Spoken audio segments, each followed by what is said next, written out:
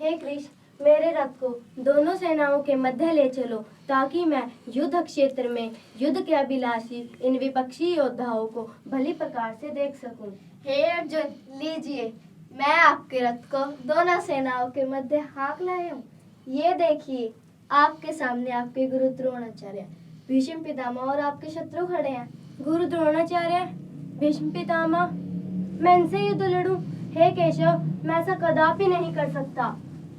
सरसंधानम कुरु हे अर्जुन, वद चिंता ते का।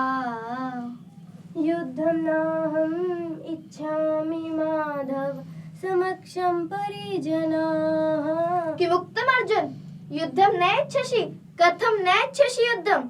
दृष्टवेमं स्वजनं कृष्ण, युयुत्सं समुपस्थितं, सीदन्ति मम गात्राणि, मुखं च परिशुष्यति। हे कृष्ण, युद्ध क्षेत्र में डटे युद्धाभिलाषी इस स्वजन समुदाय को देखकर मेरे अंग शिथिल हो गए हैं, मुख सूख रहा है, मेरे शरीर में कंपन एवं रोमांच उत्पन्न हो रहा है।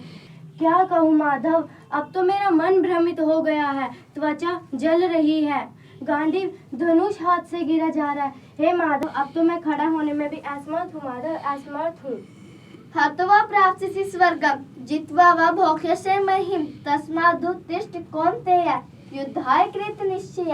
हे अर्जुन, यदि तुम इस युद्ध में मारे जाओगे तो तुम्हें स्वर्ग की प्राप्ति होगी, और यदि तुम इस संग्राम को जीत लोगे तो तुम पृथ्वी को भोगोगे। हे पार्थ, इसलिए युद्ध का निश्चय कर युद्ध के लिए खड़े हो जाओ। हे केशव, अब तो मुझे सारे लक्षण विपरीत दिखाई दे रहे हैं। न कांक्षे विजयम कृष्ण, न च राज्यम सुखानि च। हे कृष्ण, मैं विजय, राज्य और सुख नहीं चाहता, क्योंकि ऐसे रुधि से सने हुए राज्य से मुझे क्या लाभ होगा। सामने मेरे गुरुजन, ताऊ, चाचे, मामे, सारे सगे संबंधी खड़े हैं। अब आप ही बताइए, क्या ये सब मेरे अपने लोग नहीं हैं? यदि तीनों लोग भी मुझे मारने से मिले तो भी है केशव, मैंने नहीं मार सकता, तो इस पृथ्वी के लिए तो कहना ही क्या। धैर्य रखो अर्जुन, धीर पुरुष कभी भी अपने लक्ष्य से विचलित नहीं होते। हे केशव, आप धैर्य की बात कर रहे हैं।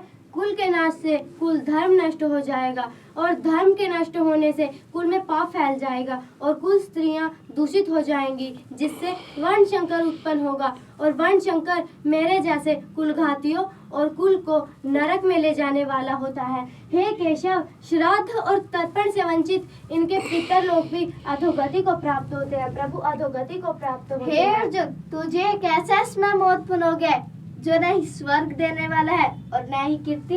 क्लैब्यमा समगम पार्थ, नैतत्त्वायुपपद्यते, शूद्रम हरिदेय दौर्बल्यम, त्यक्त्वोत्तिष्ठ परन्तप।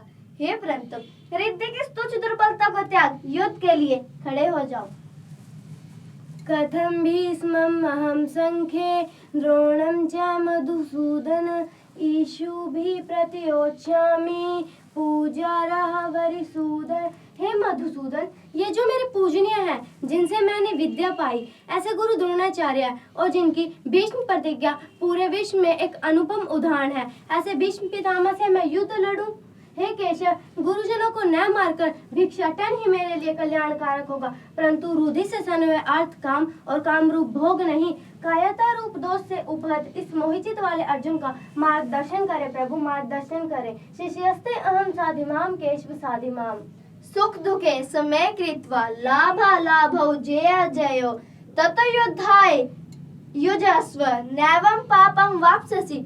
सुख दुख लाभ हानि जय पराजय को एक समान मानकर उसके ऊपर विचार करो। इससे तो ऐसा करने से तुम्हें कोई पाप नहीं लगेगा। हे केशव, मैं निष्कंटक धन धान्य संपन्न राज्य और देवताओं का स्वामी होकर भी उस उपाय को देख नहीं पा रहा हूँ जो मेरी इंद्रियों को सुखाने वाले शोक को दूर करे। प्रभु, मेरा मार्गदर्शन करें। जातस्य हि ध्रुवं मृत्यु ध्रुवं जन्म मृतस्य च, तस्मात् अपरिहार्यर्थे नैत्वं शोचितुमर्हसि। यदा यदा हि धर्मस्य ग्लानिर्भवति भारत, अभ्युत्थानं धर्मस्य तदात्मानं सृजाम्यहम्।